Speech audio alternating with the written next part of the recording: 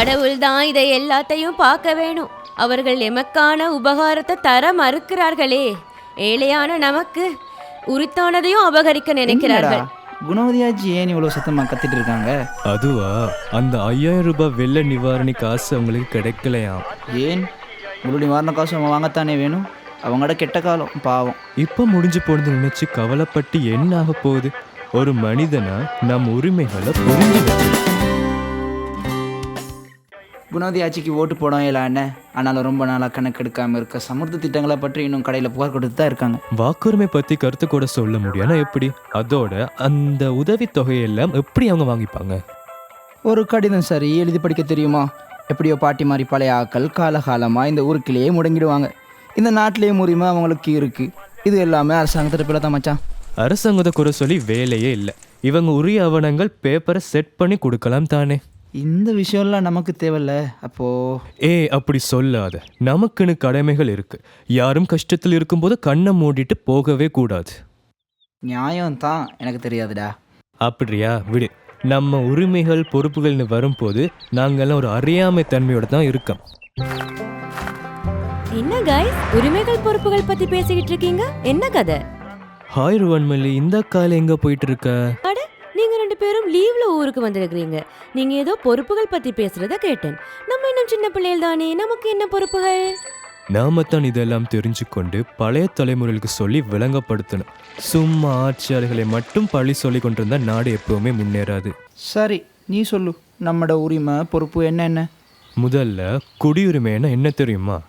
நமக்கு கிடைக்கிற ஒரு மாநில உறுப்பினராக இருக்குதற்கான ஒரு சட்ட ரீதியான அந்தஸ்து. அப்போ முதல் ஆஸ்திரேலியா போன கசுனன்னா இப்ப அங்க குடிமகனா இருக்கிறார். அவருக்கு இப்ப அந்தஸ்து கிடைச்சிருக்கும், அப்படித்தானே? சரியா சொன்னா. இப்ப அவர் அங்க குடியுரிமை எடுத்துட்டார்.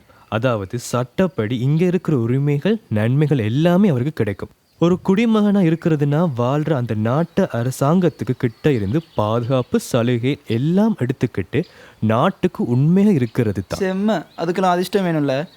சும்மா அதிர்ஷ்டம் மட்டும் சொல்லாது, கேளு. உண்மையான அதிகாரம் மக்கள்கிட்ட தான் இருக்கு. மக்கள் தான் அதை தலைகளுக்கே கொடுக்குறாங்க. அதனால ஆட்சியர்கள் நமக்கு சேவை செய்யத்தான் நியமிக்கப்பட்டிருக்கிறாங்களே தவிர நம்ம மேல அதிகாரம் காட்ட இல்லை. ஆனா இந்த பிரச்சனையை அமைச்சிட்டு சொல்லியிருந்தா வேலை முடிஞ்சிருக்கும்ல. அட இரு, இந்த மென்டாலிட்டியை விட்டு தள்ளு.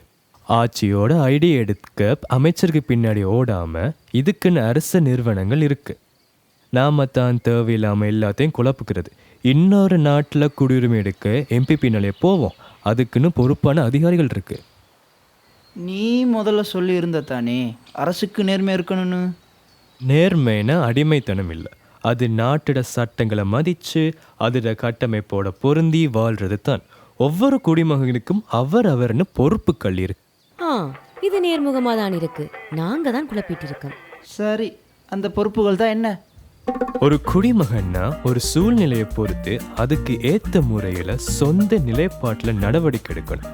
சரி, ஓகேன்னு எல்லாத்துக்கும் சொல்லாம கவனமா விழிப்போடு சமூக அக்கறையோடு இருக்கணும். எல்லா குடிமக்களும் உரிமைகளிலும் கண்ணியத்திலும் சமமாக தான் பார்க்கப்படுறாங்க. குடியுரிமையை நினைச்சு பெருமைப்பட்டுக்கணும். அதோட இன்னொரு குடிமகன் உரிமையையும் கலாச்சாரத்தை மதிக்கணும். ரோமில் இருக்கும் போது ரோமானியர்கள் செய்வது போல செய்யுங்கள் என்ற பழமொழியை கேள்விப்பட்டிருக்கிறீர்களா? மச்சான், ரோம் போக நீ கொடுத்து வச்சிருக்கணும். சரியா? நான் எதுவும் சொல்ல. கவனி, இதுதான் மெயின் மேட்டர். குடிமக்கள் அரசியலமைப்பு சட்டத்தின் படி செயல்படுறாங்க.